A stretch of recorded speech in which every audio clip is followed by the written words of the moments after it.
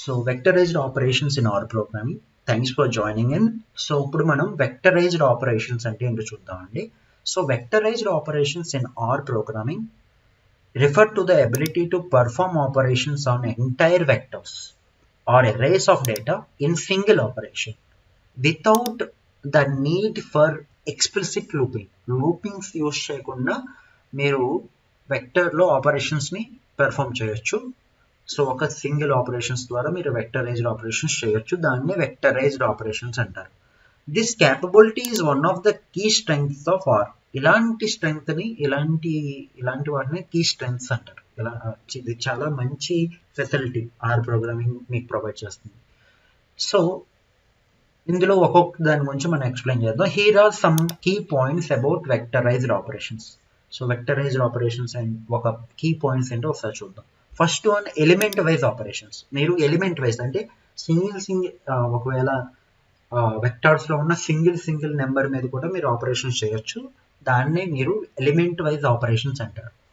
So వెక్టరైజ్డ్ operations allow you to perform arithmetic, logical and other operations element wise.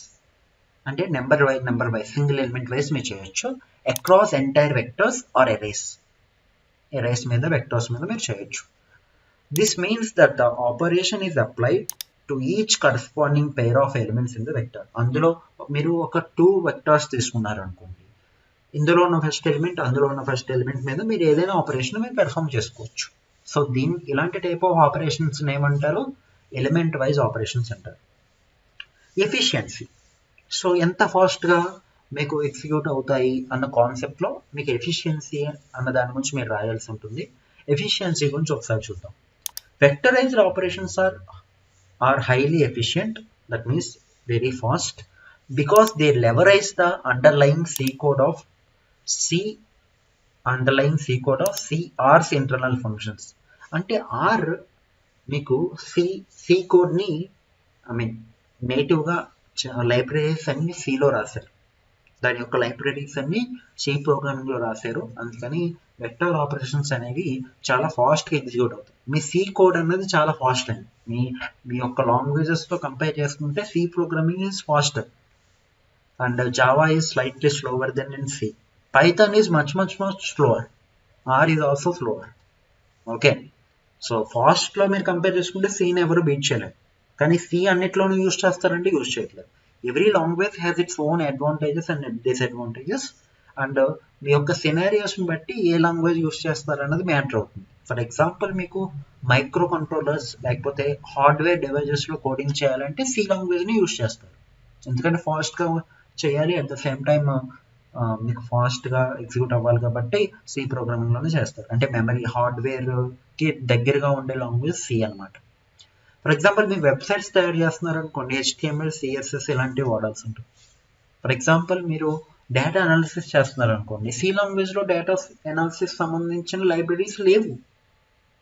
అందుకని మీరు Python కానీ are కానీ use చేయవలసి ఉంటుంది. సో నేను చెప్పేది ఏంటంటే every language has its own features. మీ యొక్క రిక్వైర్మెంట్ బట్టి మీరు ఏ లాంగ్వేజ్ యూజ్ చేస్తున్నారు, ఏ డేటా స్ట్రక్చర్ యూజ్ చేస్తున్నారు అనేది మ్యాటర్ అవుతుంది.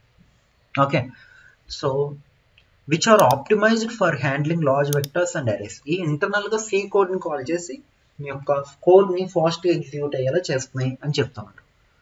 సో ఇవి చాలా సింపుల్ అండ్ రీడబిలిటీ, చాలా సింపుల్గా మీరు అర్థం చేసుకోవచ్చు, చదువుకోవచ్చు. అంటే కోడ్ని చూస్తే వెంటనే అర్థం అవుతుంది అనమాట. దాన్నే రీడబిలిటీ అంటే.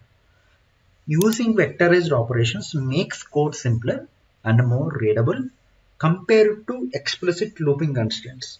మీరు లూప్స్ యూస్ చేసి ఒక్కొక్క ఎలిమెంట్ ప్రింట్ చేయాలంటే కొత్తగా వచ్చిన ప్రోగ్రామర్స్కి అర్థం కాకపోవచ్చు.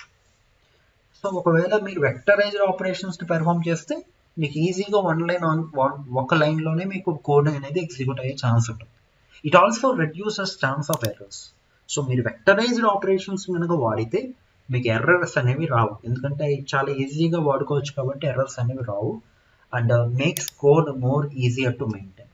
మీ కోడ్ని మీరు ఎవరైనా రేపొద్దున ఏదైనా మోడిఫికేషన్ చేయాలనుకున్నా ఈజీగా మోడిఫై చేసుకోవచ్చు. అదే లూప్స్లో అయితే కొంచెం కష్టపడాలి. లూప్ ద్వారా మీరు వెక్టర్స్ని లూప్ తిప్పాలన్నా, అందులో ఏదైనా చేంజ్ చేయాలన్నా మీకు కొంచెం కోడింగ్ అనేది రావాల్సి ఉంటుంది. ఈ వెక్టరైజ్డ్ ఆపరేషన్స్లో ఎలాంటిది అవసరం లేదు. ఓకేనా? సో బ్రాడ్కాస్టింగ్, ఈ బ్రాడ్కాస్టింగ్ గురించి నేను కోడ్ ద్వారా ఎక్స్ప్లెయిన్ చేయాలనుకుంటున్నాను. Will directly jump into coding. So ఒకసారి కోడ్ అయితే చూద్దామండి. A simple R program on vectorized operations అని చెప్పి ఒక కోడ్ అయితే నేను ఇక్కడ ఇవ్వడం జరిగింది. ఒకసారి చూద్దాం. Create 2 numeric vectors. ఒక 2 వెక్టర్స్ని క్రియేట్ చేయమన్నాను. నేను ఇక్కడ కాపీ చేసి నా ఆర్ ప్రోగ్రామింగ్లో వేస్తాను. Okay okay. సో తర్వాత ఏం చేద్దాం ఒకసారి చూద్దాం. ఇప్పుడు ఎలిమెంట్ వైజ్ ఎడిషన్ చేయమంటున్నారు. మీరు జస్ట్ x+y అని చెప్పడం అంతే. సో ఎలిమెంట్ వైజ్ ఎడిషన్ ఏం చేస్తారు, రిజల్ట్ యాడ్ అని చెప్పి x+y అని చేస్తారు. సో x+y అంటే 1 + 6 7, 2 + 7 9, 8 + 3 11.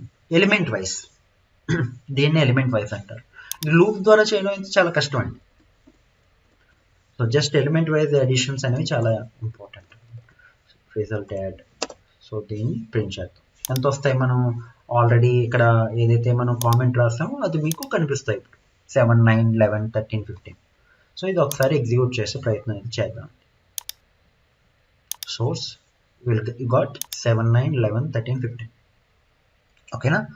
So I will just clear this. So ఇప్పుడు మీకు ఎలిమెంట్ వైజ్ ఎడిషన్స్ ఎలా వర్క్ అవుతున్నాయని చూసారు. సో నెక్స్ట్ ఏం చేద్దాం ఒకసారి చూద్దాం. ఎలిమెంట్ వైజ్ మల్టిప్లికేషన్ కూడా అదే విధంగా మీకు రన్ అవుతుంది. ఎలిమెంట్ వైజ్ కంపారిజన్ ఒకసారి చూద్దామండి. ఇది చాలా చాలా బాగుంటుంది. ఎలిమెంట్ వైజ్ కంపారిజన్ చూద్దాం. సో మీరు ఎలాగో మల్టిప్లికేషన్ చేసేస్తారు కాబట్టి నేను దాని గురించి ఎక్కువ డిస్కస్ చేయట్లేదు. సో ఎలిమెంట్ వైజ్ సో ఇప్పుడు చూద్దామండి. సో కంపారిజన్ ఎలా చేయాలి. x గ్రేటర్ దెన్ y ఉంది. సో ఇప్పుడు చూద్దాం. 1 greater than 6 no false, 2 greater than 7 no false, 3 greater than 8 no false. So అన్ని ఫాల్సే కాబట్టి అన్ని ఫాల్స్ తీసుకుంది. అంటే అన్ని ఫాల్స్ ఇందులో స్టోర్ అవుతున్నాయేమో రిజల్ట్ అండర్స్కోర్ కంపేర్లో స్టోర్ అవుతుంది. So if you print result underscore compare you will get it. I will just say, I will remove this, just say source అన్ని ఫాల్స్ స్టోర్ అయ్యింది. సో ఈ విధంగా మీకు ఎలిమెంట్ వైజ్ కంపారిజన్స్ కానీ editions కానీ మీరు చేసుకోవచ్చు. సో నెక్స్ట్ ఏంటో ఒకసారి చూద్దామండి. సో బ్రాడ్కాస్టింగ్ విత్ రీసైక్లింగ్ అన్నది ఒకసారి చూద్దామండి. Okay. So broadcasting with recycling చూసే ముందు ఒక వేరియబుల్ని అయితే డిక్లేర్ చేశారండి వీళ్ళు. సో ఆ వేరియబుల్ పేరు ఏంటంటే జెడ్లో 24ని స్టోర్ చేశారు. నేను మిగతా వాటిని నేను డిలీట్ చేస్తున్నానండి ప్రస్తుతానికి. ఈ ఒక్క బ్రాడ్కాస్టింగ్ అన్న దాని గురించి మాత్రమే ఎక్స్ప్లెయిన్ చేసే ప్రయత్నం అయితే నేను చేస్తున్నానండి. సో ఇప్పుడు నాకు వై కూడా అవసరం లేదు. బై ద వే నాకు వై కూడా అవసరం లేదు, ఓన్లీ ఎక్స్ జెడ్ అని మాత్రం. ఓకేనా. సో ఇప్పుడు ఏం చేద్దాం ఒకసారి చూద్దామండి. తర్వాత ఏం చేశారంటే రిజల్ట్ అండర్స్కోర్ అని చెప్పి ఇది చేశారు. యాక్చువల్గా ఈ 2 వెక్టర్స్ సమంగా లేవు. ఇది ఆల్రెడీ నేను యూనిట్ 1లో చెప్పేటప్పుడు చెప్పేశాను. నేను పొరపాటున నేను వెక్టర్స్ ఆల్రెడీ కవర్ చేసేసాను. వెక్టర్ ఆపరేషన్స్లో ఇది ఆల్రెడీ వచ్చేసింది. కాకపోతే యూనిట్ 5లో ఇంకొకసారి వచ్చింది కాబట్టి I'm just reiterating the things again so that it will be easier to grasp the fundamental. So మీకు అర్థమయ్యేటట్టు చెప్పాలని కాబట్టి నేను చెప్తున్నాను. సో ఇక్కడ 1 2 3 4 5, ఇక్కడ 2 4 మీకు కొంచెం తక్కువగా ఉన్నాయి. సో దీంట్లో ఇప్పుడు ఏం చేస్తుంది అంటే బ్రాడ్కాస్టింగ్ చేస్తుంది. ఎలాగంటే 2 వస్తుంది. సో ఇది ఎలాగ మారుతుందంటే, ఇది ఎలా మారుతుందో కామెంట్ రూపంలో చెప్తానండి. సో కామెంట్ రూపంలో చెప్పాలంటే 2 4 కదా. సో ఈ ఎలిమెంట్స్ రిపీట్ అవుతాయి. 2 మళ్ళీ 4 మళ్ళీ 2. ఎక్కడి వరకు మీ ముందున్న వేరియబుల్లో ఎన్ని ఎలిమెంట్స్ ఉన్నాయో అంతవరకు సమానం చేయడానికి ట్రై చేస్తుంది. దీన్నే బ్రాడ్కాస్టింగ్ విత్ రీసైక్లింగ్ అంటారు. దీన్నే అంటారు బ్రాడ్కాస్టింగ్ విత్ రీసైక్లింగ్. సో 2 4 వచ్చింది, 2 వచ్చింది, సమ్ అయిందా లేదు, అంతకని ఇంకో ఎలిమెంట్ సమ్ అయిందా లేదు, 2 మళ్ళీ 4 తీసుకోవద్దు. ఎందుకంటే ఇక్కడతో సమ్ అయిపోయింది. 2 వెక్టర్స్ సమానంగానే ఉన్నాయి, 5 వాల్యూస్తో సమానంగా ఉన్నాయి. అప్పుడు మీరు యాడ్ చేస్తే ఎంత అవుతుందండి? 1 + 2 3, 2 + 4 6. ఒకసారి కామెంట్ రూపంలో రాద్దామండి. 2 4 1 + 2 సారీ జస్ట్ a second. నేను కొంచెం ఇక్కడ లైన్ తప్పేస్తున్నాను.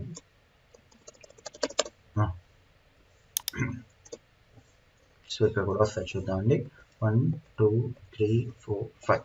సో ఆ పైన ఉన్న వేరియబుల్కి సమ్ అయ్యేటట్టు మీకు రీసైక్లింగ్ అనేది జరుగుతుందండి.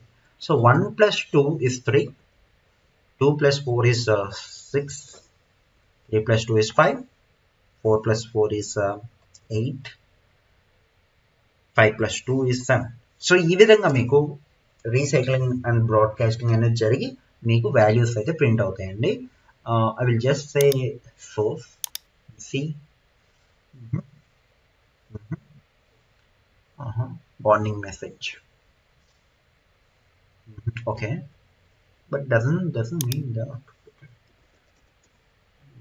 Just a second, guys. Just a second.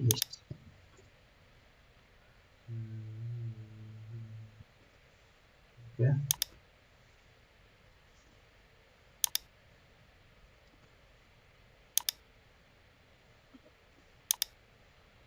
Just clear this. I will rerun it. Oh, okay. 3 6 5 8 7 మీకు వార్నింగ్ వచ్చింది కానీ ఇది ఎందుకు ప్రింట్ చేయలేకపోతుంది? result underscore broadcast.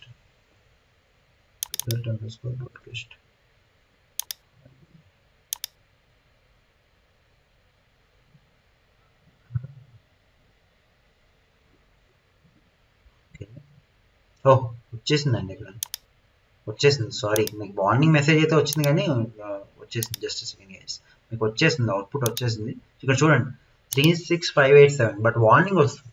మీకు వార్నింగ్ ఇది రాలేదు, మీరు రీసైక్లింగ్ చేస్తామని చెప్తాం. సో ఇక్కడ చూడండి అమ్మా, 1 + 2 3, 2 + 4 6, 3 + 2 5, 4 + 4 8, 2 + 5 7. ఆ విధంగా మీకు వచ్చింది. నేను ఆల్రెడీ కామెంట్ రూపంలో చెప్పిన విధంగానే బ్రాడ్కాస్టింగ్ అనేది జరిగింది, బట్ వార్నింగ్ వచ్చింది. వార్నింగ్స్ మీరు ఏమీ పట్టించుకోవాల్సిన అవసరం లేదు. ఓకే, సో ఈ విధంగా మీకు బ్రాడ్కాస్టింగ్ అనేది జరుగుతుంది. సో ఒకసారి బ్రాడ్కాస్టింగ్లోకి వెళ్దామండి. In cases where vectors are arrays are of different lengths, మీరు లెంగ్త్స్ అనేవి ఒకసారి I got a call, just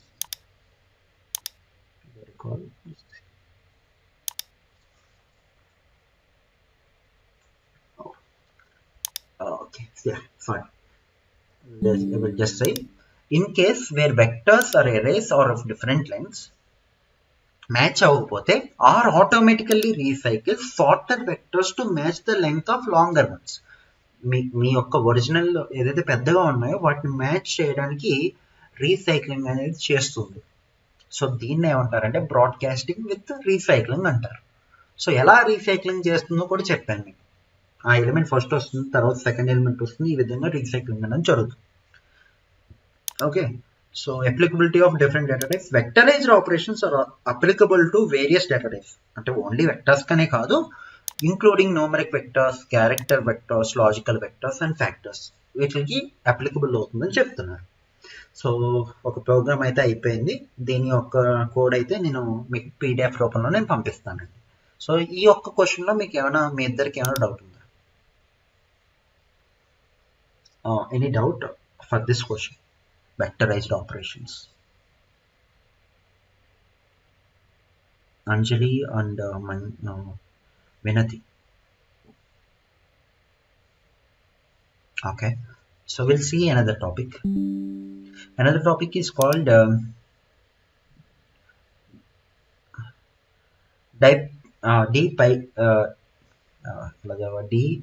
dplyr package, so dplyr package, whatever it may be. So just a second, package ento chuddam. dplyr package asle ento okkari chuddam. ee package valla manaku వచ్చే advantages ఏంటి అన్నది ఒకసారి చూద్దాం. So this package is a powerful tool. By the way, this package is a very powerful tool for data manipulation and transformation. So పైథాన్లో కనుక మేము నేర్చుకోవాలంటే pandas అనే లైబ్రరీకి ఈ లైబ్రరీ అనేది ఈక్వల్ అండి. పైథాన్లో పాండాస్ అనే library famous for data manipulation and transformation. R ప్రోగ్రామింగ్లో dplyr అనే ప్యాకేజ్ అయితే ఫేమస్ అండి. Okay, it was developed by Hadley Wickham. So it provides set of functions that streamline and simplify common data manipulation tasks. It focuses on intuitive, readable syntax and optimized performance, making it one of the most powerful packages for data manipulation in our programming. So మీ యొక్క data frames మీద operations perform చేయాలన్నా మీ data మీద operations perform చేయాలన్నా ఈ particular package అనేది చాలా హెల్ప్ఫుల్ అని చెప్తున్నారు. సో దీని యొక్క ఫీచర్స్ ఏంటో చూద్దాం. Some features of this package: consistent verbs. So it introduced set of consistent verbs of data manipulation, including filter, select, mutate, arrange, and summarize. These verbs make it easy to express common data manipulation tasks in clear and concise manner. So ఇది కొన్ని functions ని introduce చేసిందండి. So దానివల్ల data manipulation చాలా ఈజీగా మీరు చేయొచ్చు. So ఎలాంటి ఫంక్షన్స్ అని చెప్తున్నారు? ఫిల్టర్ అనే ఫంక్షన్ ద్వారా, సెలెక్ట్ అనే ఫంక్షన్ ద్వారా, మ్యూటేట్ అంటే మీకు ఎలా చెప్పాలి, డమ్మీ వాల్యూస్ని తీసేయడం, మిస్సింగ్ వాల్యూస్ని తీసేయడం, అలాంటి వాల్యూస్ని మనం మ్యూటేట్ అనే ఫంక్షన్తో చేయొచ్చు. అరేంజ్ అనే ఫంక్షన్, సమ్మరైజ్ అంటే స్టాటిస్టికల్ మీకు ఉంటాయి కదా, మీన్, మీడియన్, మోడ్, ఇలాంటి వాల్యూస్ని సమ్మరైజ్ అనే ఫంక్షన్ ద్వారా మీరు తెలుసుకోవచ్చు. So next, piping. It seamlessly integrates with the pipe operator. Pipe operator అంటే ఇదండి, 2% సింబల్ ఉంటాయి, మధ్యలో ఆపరేటర్ ఉంటుంది. Pipe operator from this package, Megritter package. ఈ ప్యాకేజ్ ద్వారా తీసుకున్నారంట. allowing you to chain together multiple data manipulation operations, readable step by step fashions. అదేంటో ఒకసారి coding రూపంలో చూద్దామండి. ఇది పైప్ ఆపరేటర్స్ ని సపోర్ట్ చేస్తాయి. పైప్ ఆపరేటర్స్ అంటే ఏంటో మీరు అక్కడ చూసారు. పైప్ ఆపరేటర్ అంటే ఏంటమ్మా, పర్సంటేజ్ పెట్టి తర్వాత ఆపరేటర్ పెడతారు, తర్వాత పర్సంటేజ్తో క్లోజ్ చేస్తారు. దాన్ని పైప్ ఆపరేటర్స్ అంటారు. గ్రూప్ వైజ్ ఆపరేషన్స్ ని ఎలా చేయొచ్చు? గ్రూప్ బై అంటే ఏంటంటే ఈ గ్రూప్ అంటే సిఎస్సి గ్రూప్లో ఎంతమంది ఉన్నారు, మెక్ గ్రూప్లో ఎంతమంది ఉన్నారు, ఇలాగా ఒక గ్రూప్ చేయాలంటే మీకు గ్రూప్ బై అనే ఫంక్షన్ ఉంటుంది. ఆ గ్రూప్ బై చేసి దాని మీద ఆపరేషన్స్ పెర్ఫామ్ చేసుకునే ఫెసిలిటీ మీకు ఇస్తుంది ఈ పర్టికులర్ ప్యాకేజ్ అన్నది. ఓకే, సో తర్వాత joins. So this package offers joins as well. Joins అంటే ఏంటి? Inner join, left join, right join, full join. So ఈ వీటి గురించి మీకు SQL అనే కోర్సులో మీకు చెప్తారు.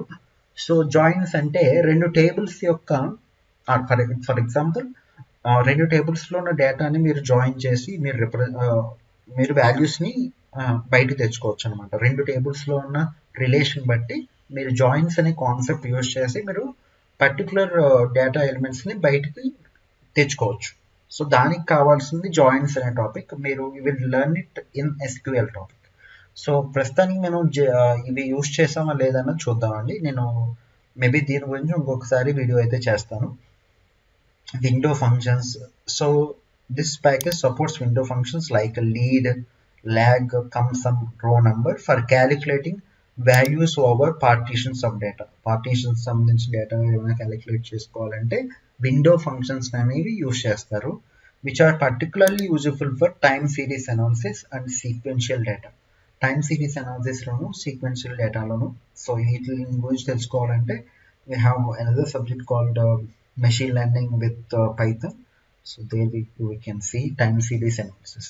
సో దీనికి కావాల్సిన ప్రాబబిలిటీ స్టాటిస్టిక్స్ కూడా మీకు ఆ సబ్జెక్ట్లో కవర్ అవుతాయి. Will see there.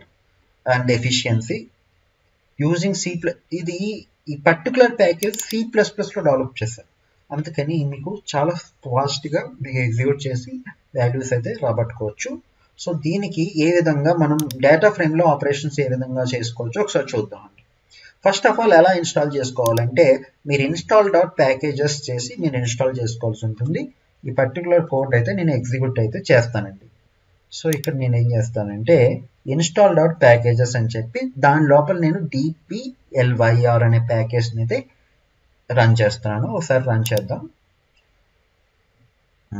Run. So install అయితే బిగిన్ అవుతుందండి. I will just wait for few minutes it to be done.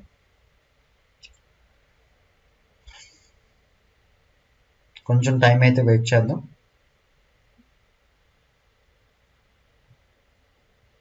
Are tools okay downloaded. మనం లోడ్ చేయాలి. లోడ్ ఆల్రెడీ మీరు ఇన్స్టాల్ చేసుకున్న తర్వాత లోడ్ చేయవలసి ఉంటుంది. లోడ్ చేయడానికి మీరు లైబ్రరీ ఫంక్షన్ అనేది వాడాలి, library of particular package. So దీన్ని కూడా రన్ చేద్దాం. ఓకే వాట్ ఎవర్, మీకు రన్ అయితే అయ్యింది. సో తర్వాత ఏం చేద్దాం అనేది చూద్దామండి. మీకు ఒక సింపుల్ డేటా ఫ్రేమ్ అయితే క్రియేట్ చేశారు. సో డేటా డాట్ ఫ్రేమ్ ద్వారా మీరు డేటా ఫ్రేమ్ని క్రియేట్ చేసుకోవచ్చు కదా. ఆ డేటా ఫ్రేమ్ని మనం క్రియేట్ చేస్తున్నాం. తర్వాత ఏం చేస్తున్నారు ఒకసారి చూద్దామండి. తర్వాత filtering rows which are greater then, so filter అనే ఫంక్షన్ ఉంటుందని చెప్పాం కదా. సో అది చేసి మీరు చేయొచ్చు. ది ఆపరేటర్ పేరేంటి by the way, pipe operator. Pipe ఆపరేటర్కి మీరు ఏమి వాడాలి, 2% సింబల్స్ వాడి మధ్యలో మీ ఆపరేటర్ మీరు పెట్టుకోవచ్చు. సో ఇప్పుడు నేను ప్రింట్ ఫిల్టర్డ్ డిఎఫ్ అనేది ప్రింట్ చేస్తున్నాను. సో ఇది ఏం చేస్తుందో ఒకసారి చూద్దామండి. ఎవరైతే ఏజ్ 25 కన్నా గ్రేటర్ దాన్ ఉంటారో వాళ్ళ యొక్క డేటాని పట్టుకురమ్మంటున్నారు. ఏ ఫంక్షన్ ద్వారా, ఫిల్టర్ అనే ఫంక్షన్ ద్వారా. ఇది గమనించాలి. ఏ ఫంక్షన్ ద్వారా, ఫిల్టర్ అనే ఫంక్షన్ ద్వారా. సో ఒకసారి చూద్దామండి. Do you want to restart or just wanted to restart? Just a second guys. So till now any doubt? ఇప్పటివరకు ఏమైనా డౌట్ ఉందా? సో ఈ డిపిఆర్ ఒకసారి చెప్తాను, డోంట్ వరీ. ఇప్పటివరకు పర్లేదు కదా మీకు?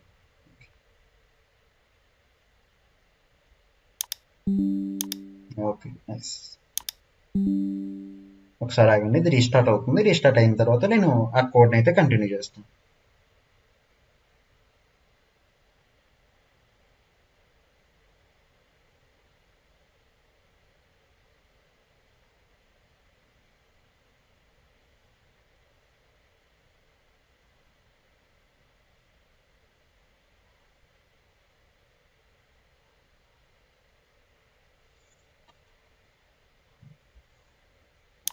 ఓకేనా? సో ఇప్పుడు మొత్తం అంతా కరెక్ట్గా ఎగ్జిక్యూట్ అయిపోయిందండి. ఒకసారి మనం సోర్స్లోకి వెళ్ళి ఎగ్జిక్యూట్ చేద్దాం. ఓకే ఓకే ఓకే, మళ్ళీ ఎగ్జిక్యూట్ అవుతుంది అనుకుంటా. Just second.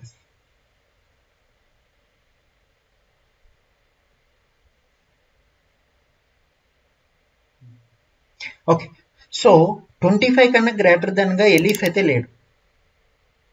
ఎవరెవరు ఉన్నారు? బాబు, చార్లీ మాత్రం ఉన్నారు. వాళ్ళ యొక్క ఏజ్ 25 దాటి ఉంది. కాబట్టి ఫిల్టర్ అనే ఫంక్షన్ మీకు ఏ విధంగా ఉపయోగపడుతుంది? ఏజ్ ఫిల్టర్ ఏ బేసిస్ మీద ఫిల్టర్ చేద్దాం అనుకుంటున్నారు? ఏజ్ అనేది గ్రేటర్ దెన్ 25 అయితే వాళ్ళ యొక్క రోజుని తీసుకొచ్చి పెట్టమంటున్నారు. సో దాని యొక్క ఉద్దేశం అన్నమాట. ఓకేనా? ఇది ఫిల్టర్ డేటా. సో తర్వాత ఏం చేద్దాం ఒకసారి చూద్దామండి. So next selecting columns. మీరు పర్టికులర్ కాలమ్స్ని కూడా సెలెక్ట్ చేసుకోవచ్చు సెలెక్ట్ అనే ఫంక్షన్ ద్వారా. ఇక్కడ చూడండి, మనం ఏం చేస్తున్నాం, కన్సిస్టెంట్ వర్బ్స్ ఆల్రెడీ ఫిల్టర్ వాడాం. తర్వాత ఏం వాడుతున్నాం, సెలెక్ట్ అనేది వాడుతున్నాం. అది ఒకసారి చూద్దామండి.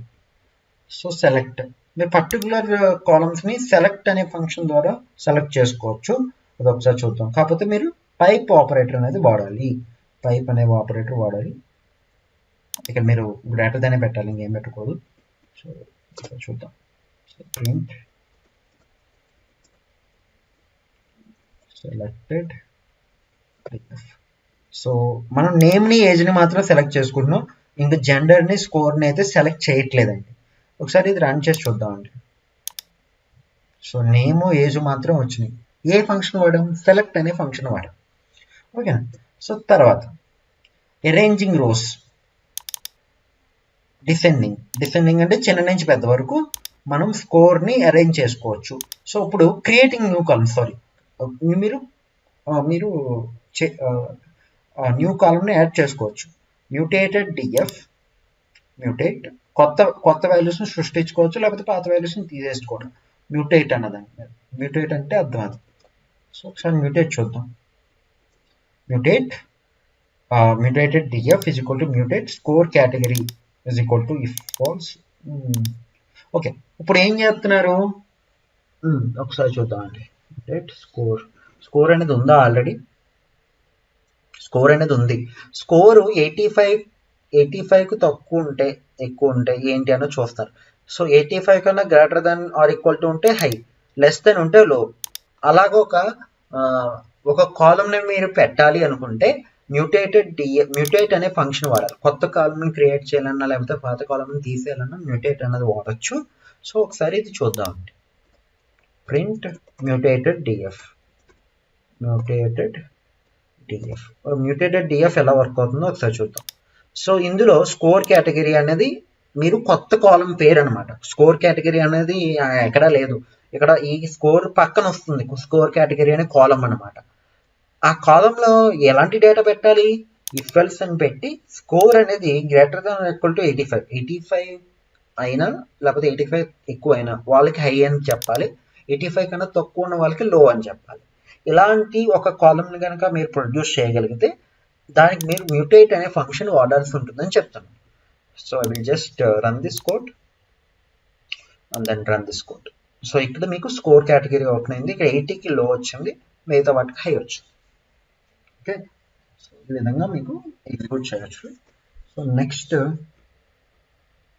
Arranging rows. So arranging rows అంటే మీరు చిన్న నుంచి పెద్ద, పెద్ద నుంచి చిన్న. డిఎస్సి అంటే డిసెండింగ్, ఏఎస్సి అంటే అసెండింగ్. డిసెండింగ్ ఆర్డర్ అంటే పెద్ద నుంచి చిన్న అనుకుంటా. Okay, so will see this one. So print arranged DF. స్కోర్ని అరేంజ్ చేయమంటున్నారు. ఇప్పుడు ఎలా ఉంది? 80, 90, 85 ఉంది కదా. ఇప్పుడు డిసెండింగ్ ఆర్డర్ అంటే పెద్ద నుంచి 90, 80. Okay, will see. Just okay, ఒక 90, 85, 80 అంటే పెద్ద నుంచి ఉన్న. డిసెండింగ్ అంటే పెద్ద నుంచి ఉన్న. ఒకవేళ అసెండింగ్ పెడితే అవసరం లేదండి, ఆల్రెడీ అసెండింగ్ పెట్టుకోవచ్చు. ఎస్సి జస్ట్ సెకండ్, ఏఎస్సి అనే ఫంక్షన్ ఉందో లేదో by the way. Just second, ASC అనేది లేదంట. సో జస్ట్ సెకండ్, దీని గురించి నేను కనుక్కుంటున్నాను. అసెండింగ్ అన్న దాని గురించి ఏమైనా ఉందా లేదా అని చూస్తానండి. డిఎస్సి మాత్రం ఉంది, డిఎస్సి ఉంది. సరే, అసెండింగ్ కూడా నేను చూస్తాను. So just second, run. Okay, then next ఏం చేస్తామంటే మనం group wise summarizer, group by అనే ఫంక్షన్ ఎలా యూజ్ చేయాలి అన్న దాని గురించి చేస్తున్నాం. అది ఒకసారి చూద్దాం. సో ఇప్పుడు గ్రూప్ బై, మీరు ఏదైనా ఒక గ్రూప్ మీద వాల్యూస్ని ఒక ఆపరేషన్ పెర్ఫామ్ చేయాలంటే గ్రూప్ బై అని చూస్తారు. Gender, okay, group by gender పరంగా మీరు గ్రూప్ చేయాలి. గ్రూప్ బై జెండర్ పరంగా మీరు గ్రూప్ చేయాలి. అలా గ్రూప్ చేస్తే ఏం చేయాలి? Summarise. Average age equal to mean average score equal to mean score. వాళ్ళ యొక్క ఏజ్ని, స్కోర్ని యావరేజ్ చేయమంటున్నారు. ఒకసారి చూద్దామండి ఇది ఎలా వర్క్ అవుతుందో. సమ్మరీ డిఎఫ్ ఒకసారి రన్ చేద్దాం. ఓకే, ఇప్పుడు ప్రింట్ చేద్దామండి. సమ్మరైజ్ డేటాని ప్రింట్ చేద్దాం. సమ్మరైజ్ డిఎఫ్ని మనం ప్రింట్ చేద్దాం. సో చూడండి, గ్రూప్ చేసింది. ఫీమేల్కి యావరేజ్ స్కోర్ ఎంత? 25, మేల్కి ఎంత? 32.5. మీరు ఒకసారి గమనించండి, నేను ఈ కోడ్ని మీకు పంపిస్తాను. సో ఈ విధంగా మీరు గ్రూప్ బై అనేది చేయొచ్చు. సో తర్వాత జాయినింగ్ డేటా సెట్స్, ఇవన్నీ నేను రేపు చెప్తానండి. సో ఈ రెండు నేను క్లాస్లో చెప్తాను, మెర్జ్డ్ ఎలా చేయాలి, జాయినింగ్ ఎలా చేయాలి అన్నది. So that's it for today.